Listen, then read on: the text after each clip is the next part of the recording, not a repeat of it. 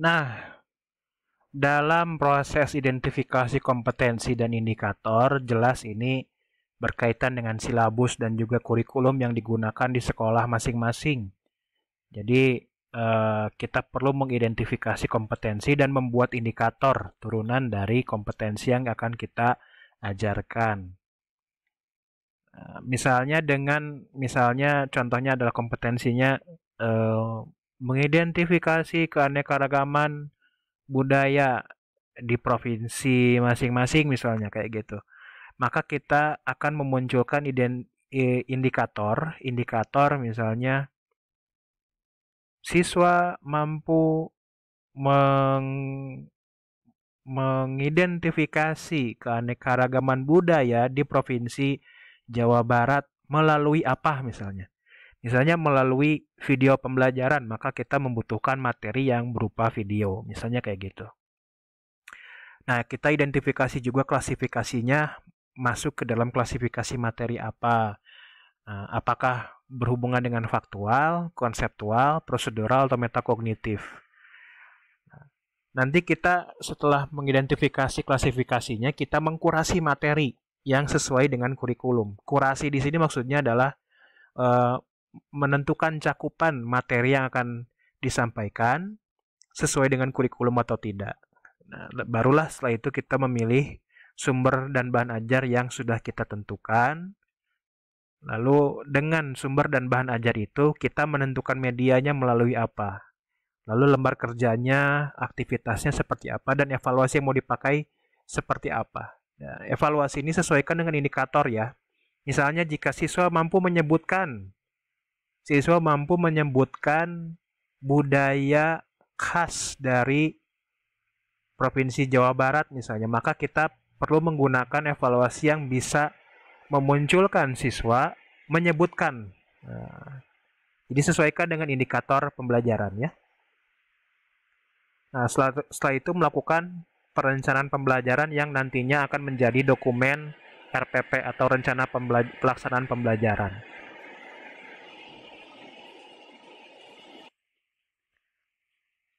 Selanjutnya setelah melaksanakan atau membuat perencanaan pembelajaran, barulah kita kemudian masuk ke tahap eksekusi pembelajaran dan evaluasi di dalam kelas.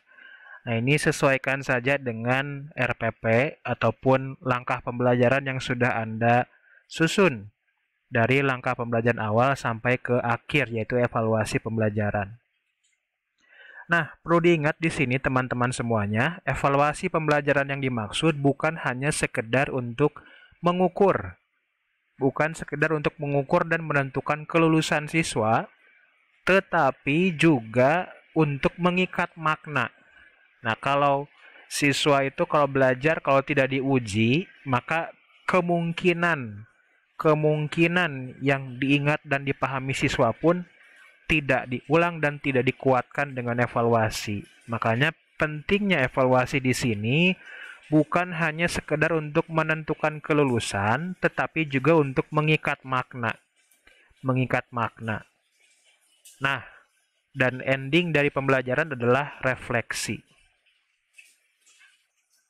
Dalam aktivitas refleksi, ini Anda tidak hanya menentukan kelulusan siswa, tetapi dari hasil evaluasi pembelajaran itu akan mencerminkan, makanya kenapa disebutnya refleksi ya, pencerminan.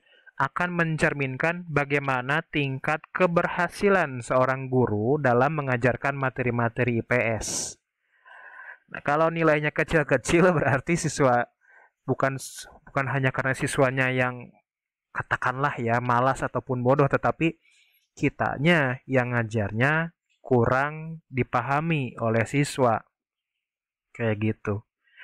Katakanlah ya ada semacam kode etik lah di sini, kode etik bagi guru. Jika siswa banyak yang berhasil mencapai kompetensi, maka itu faktornya berasal paling banyak dari siswa. Kita kembali kepada prinsip active learning ya. Active learning ini kan semua pembelajaran berpusat pada siswa. Jika berhasil maka itu adalah memang aktivitas siswanya yang bagus dan juga mencapai pembelajaran itu dengan maksimal dan optimal. Nah, kalau sekiranya ya, kalau kemudian siswa banyak yang tidak paham, maka itu faktor utamanya berasal dari guru. Ya, ini memang memang sangat pahit ya kalau kita sadari ke sini ya. Kalau ada siswa yang banyak yang tidak paham dengan materi, tidak mengerti ataupun banyak yang katakanlah tidak lulus dalam formatif, nilainya kecil-kecil, maka kita perlu refleksi. Guru itu udah menjelaskannya dengan baik atau tidak, sudah menggunakan media pembelajaran yang cocok atau sumber materi yang cocok atau tidak, misalnya kayak gitu. Nah, disinilah kegiatan refleksi menjadi penting untuk kita semuanya. Nah, karena materi IPS diajarkan secara tematik, maka kita perlu memegang prinsip-prinsip pembelajaran IPS yang diajarkan secara tematik.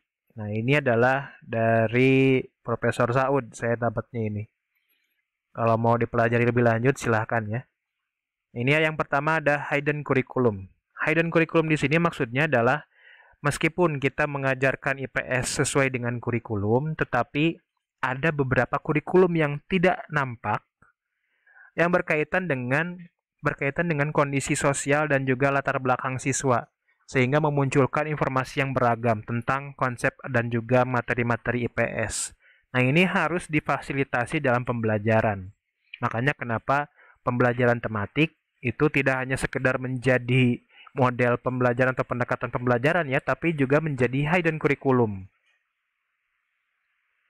Nah, yang kedua adalah prinsip subject in the curriculum. Nah, subject in the curriculum maksudnya adalah materi-materi yang ada di dalam kurikulum harus harus disampaikan secara keseluruhan sebelum siswa membahas dan mengkaji hal-hal yang lebih jauh. Kayak gitu.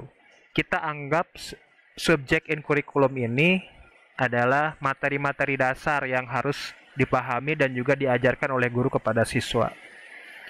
Nah, prinsip yang ketiga adalah learning environment. Nah, learning environment ini kita perlu pertimbangkan agar pembelajaran IPS secara tematik memang didukung oleh lingkungan yang ada di kelas ataupun di luar kelas. Nah, ini membuka kesempatan lingkungan pembelajaran kita di dalam kelas harus membuka kesempatan siswa untuk bisa berpikir kreatif dan juga inovatif.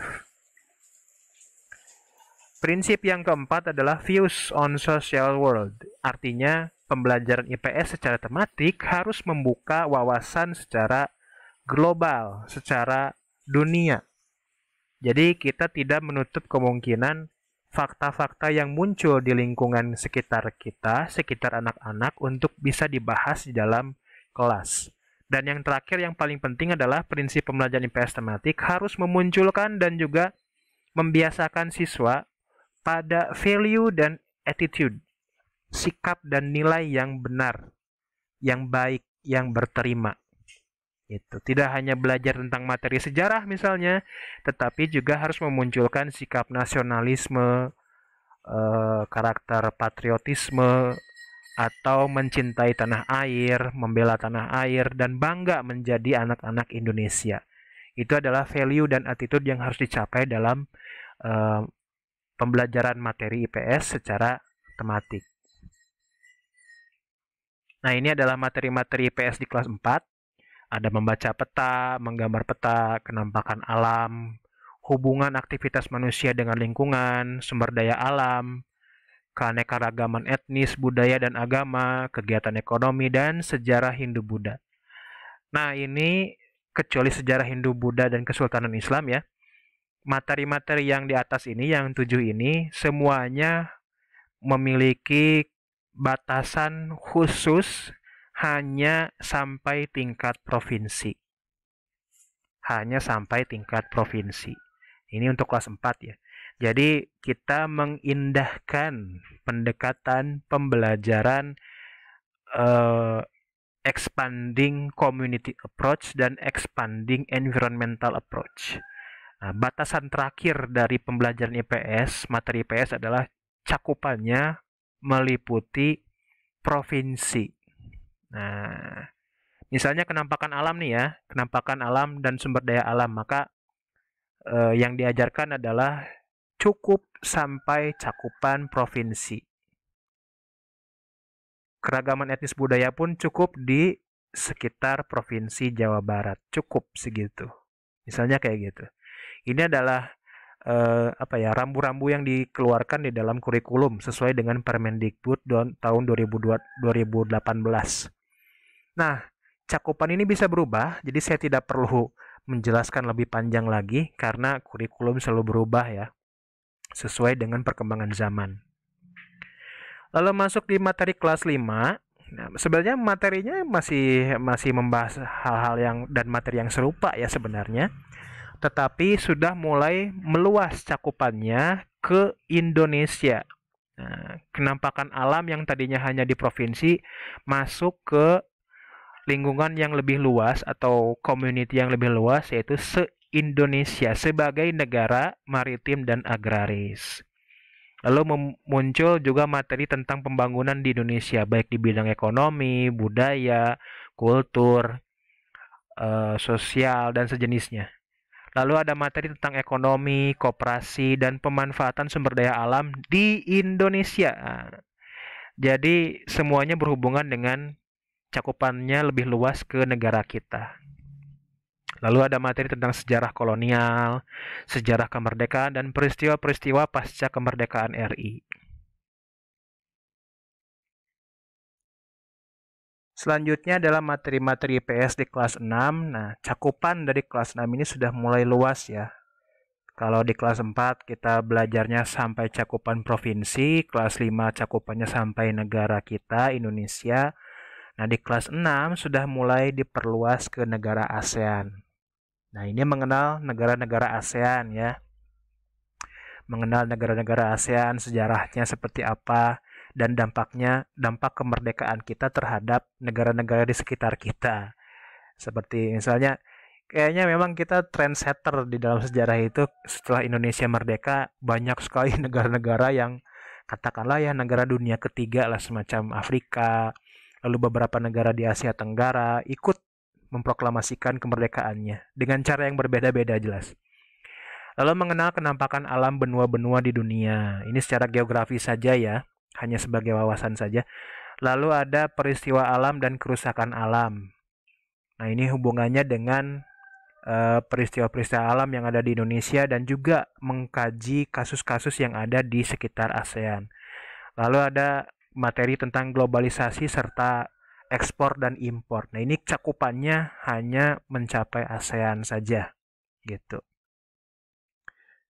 Baik, mungkin itu saja untuk materi kali ini. Silakan Anda mengerjakan resumenya. Dan kalau mau, silakan klasifikasikan nih kira-kira materi-materi kelas 4, 5, dan 6 ini ada kaitannya dengan klasifikasi misalnya tadi ya. Kalau membaca dan menggambar peta itu masuknya ke dalam pengetahuan apa saja nih? Misalnya pengetahuan faktualnya tentang simbol, misalnya kayak gitu ya. Atau pengetahuan proseduralnya tentang bagaimana caranya membuat peta. Nah, kayak gitu. Nah, ini muncul setiap jenis pengetahuan yang diajarkan atau jenis-jenis materi yang diajarkan akan muncul. Ini juga seperti misalnya ekonomi, koperasi, dan pemanfaatan sumber daya alam. Faktanya dulu, faktualnya, misalnya koperasi itu apa definisinya, dan kalau masuk ke konseptual misalnya apa perbedaan koperasi dengan jenis-jenis usaha yang lain, misalnya kayak gitu. Nah, ini juga sama ya, jadi memunculkan materi-materi yang klasifikasinya pasti berbeda-beda di setiap materi. Nah, kayak gitu. Ini bukan tugas ya, hanya refleksi saja setelah pembelajaran, tidak perlu ditulis di resume, tapi kalau mau mengenal lebih dalam, mungkin teman-teman bisa mengkajinya lebih jauh bagaimana klasifikasi materi di setiap kelas, seperti itu. Itu saja barangkali untuk kali ini. Selamat belajar dan tetap jaga kesehatan. Musim sudah mulai berubah ya, jaga stamina ya. Itu saja dari saya, PD Muhammad Setiadi. Mohon pamit. Terima kasih. Wassalamualaikum warahmatullahi wabarakatuh.